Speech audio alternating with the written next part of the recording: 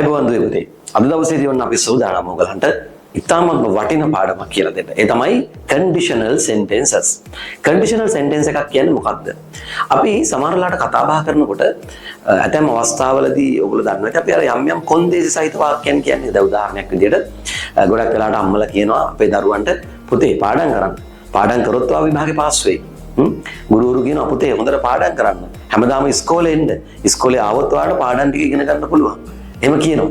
ඒවැ යම්කිසි කොන්දේසියක් තියෙනවා නේද? ඒ කියන්නේ යම්කිසි ප්‍රතිඵලයක් ලැබීම සඳහා යම්කිසි කොන්දේසියක් සපුරන්නට ඕනි. දැන් උදාහරණයක් ඔයා හොඳට පාඩම් කරොත් විභාගේ පාස් වෙයි. එතකොට විභාගේ පාස් වෙන්න නම් ඔයා හොඳට පාඩම් කිරීම කියන අවශ්‍යතාවය සපුරන්න ඕනි. ඉතින් මේවට අපි කියන්නේ ඉංග්‍රීසි භාෂාවේ conditional sentences කියලා. දුවේ පුතේ මේ conditional sentences වල ආකාර හතරක් තියෙනවා. කීයක් තියෙනවද? ආකාර හතරක් තියෙනවා. ඒ ආකාර හතර තමයි අපි කියනවා zero condition. ඒ කියන්නේ zero type එක, ඊළඟට type 1, type 2, type 3. මේ විදිහට තමයි මේකේ මේ වාක්‍ය රටා හතර තියෙන්නේ. මේ වීඩියෝ එකේදී මම ඔයාලට එක්ක කතා කරන්න බලාපොරොත්තු වෙන්නේ conditional sentences වල type 1 එක ගැන. කීය ගැනද? type 1 එක ගැන. ඉතින් මේ විදිහටම තවත් වීඩියෝ කීපයකදී මම ඔයත් එක්ක සාකච්ඡා කරනවා type 1, 2, 3 සහ zero condition කියන මේ සියලුම කොටස් ටික අපි නැවත වතාවක් සාකච්ඡා කිරීමක් කරනවා. ඉතින් ඔයා මේ වීඩියෝ එක මුලින් ඉඳලම බලන ගමන් මේ නෝට් එකත් පොතේ ලියාගෙන ඔයා මේකේ තියෙන අභ්‍යාස ටිකක් කරමින් නැවත නැවත මේක ප්‍රැක්ටිස් කරන්න ඕනේ. හොඳයි. එහෙනම් අපි දැන් පාඩමට යමු. එහෙනම් අද දවසේදී අපි කතා කරනවා කියලා කිව්වේ conditional sentences. හොඳයි. අපි එහෙනම් මාතෘකාව දාගමු. conditional sentences දාගන්න.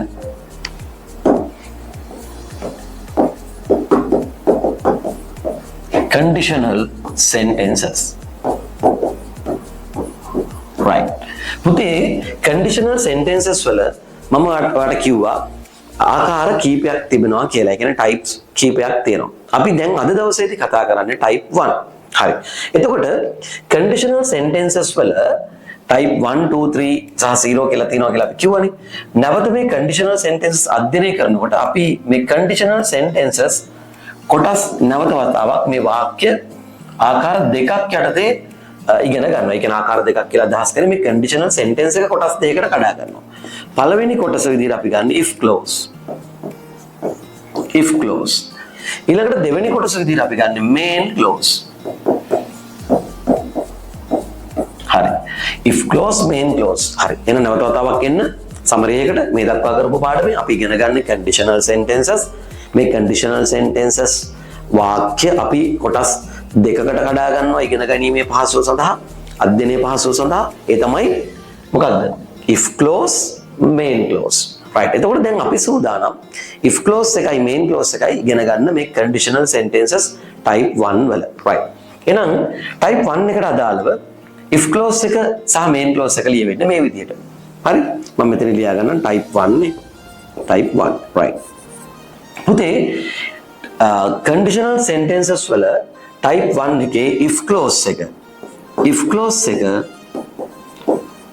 වෙන්නේ simple present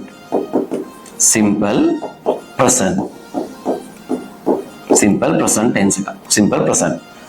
ඊළඟට type 1 එකේ main clause එක ඒක simple future. right. නැවත වතාවක් අපි මේ දක්වා ඉගෙන ගත්ත ටික ආපහු බලමු කතා කරලා.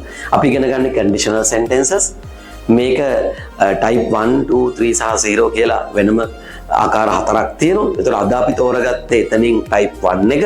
ඒතර type 1 එකේ වාක්‍යයක් ලියනකොට ප්‍රධාන කොටස් දෙකක් යටතේ මේ වාක්‍ය අධ්‍යයනය කරන්න පුළුවන්. ඒ තමයි conditional sentences වල if clause සහ main clause කියන එක. එතකොට මේ කියන type 1 එකේ if clause එක simple present tense, main clause එක simple future tense. එහෙනම් දැන් අපි සූදානම් මේ වාක්‍යයක් ලිවීමේදී කොයි විදිහටද simple present tense එකෙන් සහ simple future tense එක use කරලා මේ වාක්‍යයක් ලියවෙන්නේ කියන දේ කතා කරන්න. right. එහෙනම් අපි නැවත වතාවක් බලමු මේ conditional sentences වල ප්‍රධාන කොටස් දෙක වෙච්ච මෙන්න මේ if clause එකත් main clause එකත් ලියවෙන ආකාරය. right. අපි උදාහරණයක් විදිහට ගමු. ඔන්න මම උඩින් නැවත වතාවක් සටහන් කරනවා conditional sentences අපේ මාතෘකාව. right. එහෙනම් අපි if clause එක නැවත වතාවක් අපි මේ පැත්තේ ලියා ගමු main clause right අපි දැන් simple present වාක්‍යයක් ලියමු right මෙතනදී මේ if clause කියලා කියන්නේ මේක ආරම්භ වෙන්නේ if කියන පදයෙන්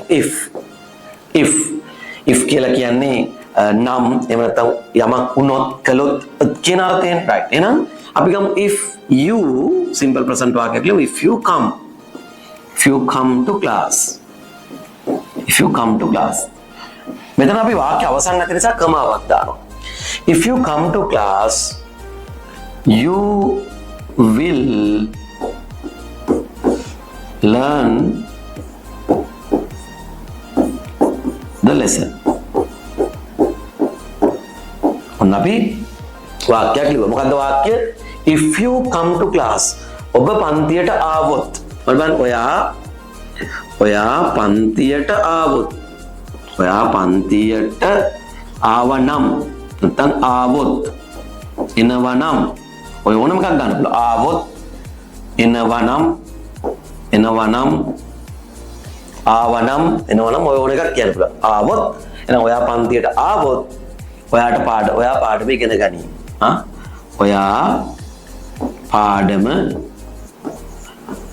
උගනී කියලා අපි ලියමුකෝ ඉගෙන ගනී උගනී කියලා අපි ලියමුකෝ නේද right මේ විදිහට අපි සාමාන්‍යයෙන් කතා කරනකොට මේ විදිහට මේ උගනී ඔය විදිහට කතා කරන්නේ ඔයා පන්තිට આવතාවට පාඩම ඉගෙන ගන්න පුළුවන් නැත්නම් ඔයා ඉගෙන ගනී ඒකයි අන්න ඒ විදිහට අපිට කියන්න පුළුවන් නේද හරි එහෙමනම් මෙතනදී ඔයාට පේනවා මෙන්න පුතේ type 1 එකේ if clause එක මේ තියෙන type 1 එකේ if clause එක ඒකේ වාට පේනවා you come කියලා කියන්නේ මොන වාක්‍යද simple present වාක්‍යයක් ඊළඟට main clause එකේ මෙන්න මේ main clause එකේ භාවිතා කරලා තියෙන මේ බලන්න you will learn කියලා මේ will learn කියලා කියන්නේ simple future වාක්‍ය රටාවක් එහෙනම් අපිට දැන් තේරෙන්න ඕනි conditional sentences වල type 1 එකේ if clause එක simple present tense මෙන්න මේ විදිහට ඊළඟට conditional sentences වල type 1 එකේ main clause එක simple future tense වලින් එන්නේ. එතකොට මේ විදිහට ඔයාට වාක්‍යයක් ලියන්න පුළුවන්. මෙතනදී ඔයා මතක තියාගන්න. ඔයාට ඕන නම් ඔයාට කැමති නම් පුළුවන් if clause එක මේ පැත්තෙන් ලියලා main clause එක මේ පැත්තෙන්. දැන් උදාහරණයක් විදිහට මේකේ තියෙන if you come to class you will learn the lesson කියලා. පුතාට පුළුවන් you will learn the lesson if you come to class කියලා දෙපැත්ත මාරු කරන්න පුළුවන්. එහෙම ගැටලුවක් නැහැ. එහෙම දෙවිදියම හරි. right. එහෙනම් අපි දැන් තවත් වාක්‍ය කීපයක් අරගෙන බලමු කොහොමද මේක ලියවෙන්නේ කියලා. මම නැවත වතාවක් අපි බලමු වාක්‍යයක් සිංහලෙන් ලියාගෙන ඉමු. right. ඔයා මට කතා කරනවා නම්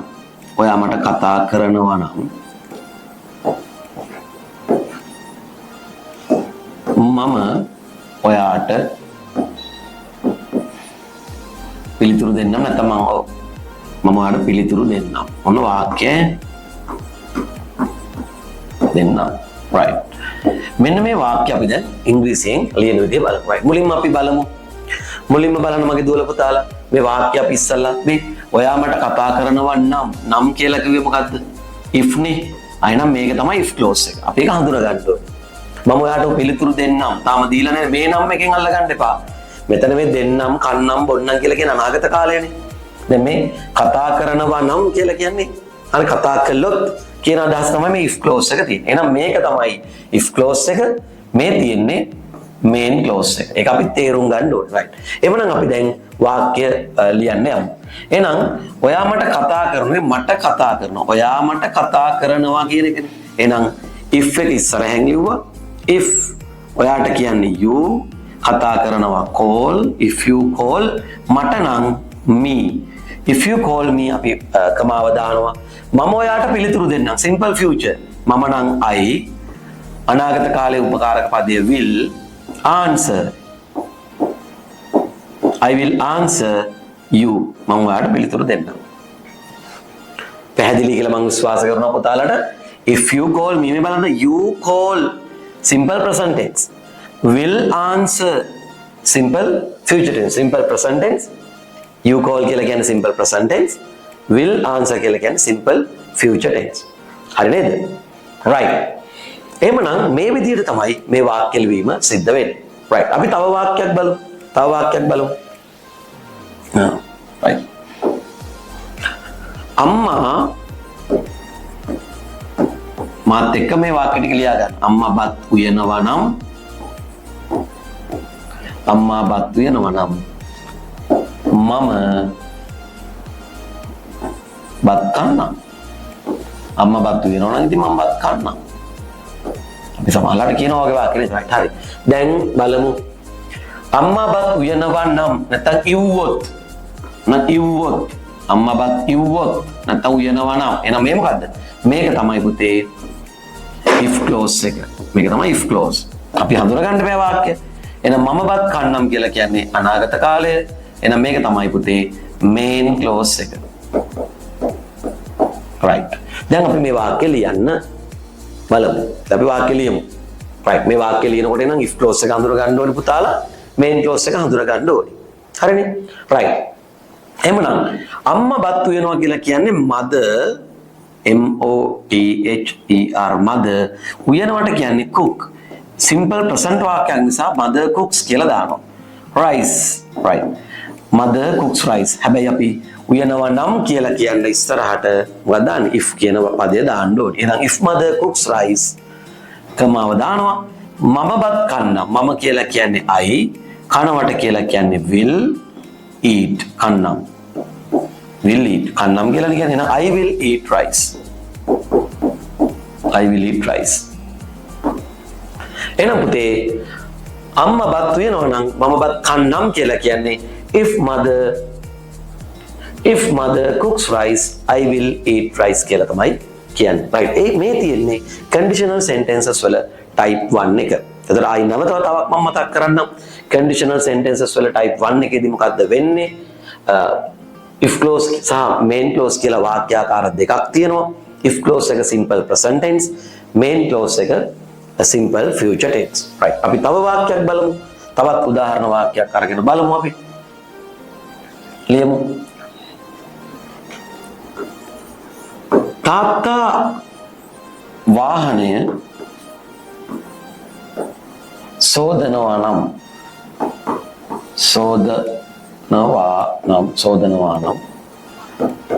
මම ඔහුට උදව් කරන්නම්.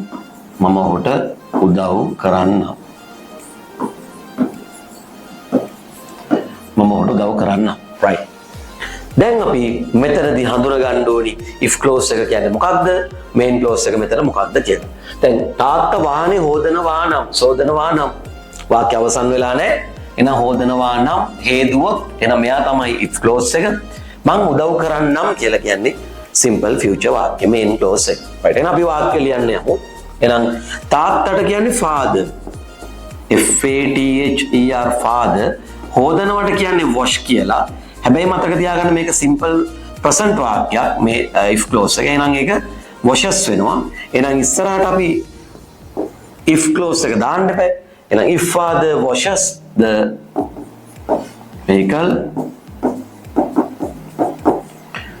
if father washes the vehicle කමාව දැම්ම මම ඔහුට උදව් කරන්නම්. මම නම් I උදව් කරනවා නම් මේක අනාගත කාලේ නිසා I will help him කියලා ලියන්න ඕනේ. I will help him. right. then ඔබට පැහැදිලි ඇති කොහොමද වාක්‍ය ලියවෙන්නේ කියලා. conditional sentences වල type 1 එකේ මම නැවත මතක් කරනවා. if clause එක සහ main clause එක කියලා මේ වාක්‍ය කොටස් දෙකයි. if clause එක හැම වෙලාවකම simple present tense, main clause එක simple future tense. දැන් ඔයාලට මෙතනදී මේ වාක්‍ය ලියනකොට simple present tense වල ගැටලුවක් තිබ්බොත් ඔයාලට ටක් ගාලා අපේ වීඩියෝ lessons වල තියෙන simple present tense එක ගැන අධ්‍යයනය කරන්න. ඊට පස්සේ simple future tense එක ගැන අධ්‍යයනය කරන්න.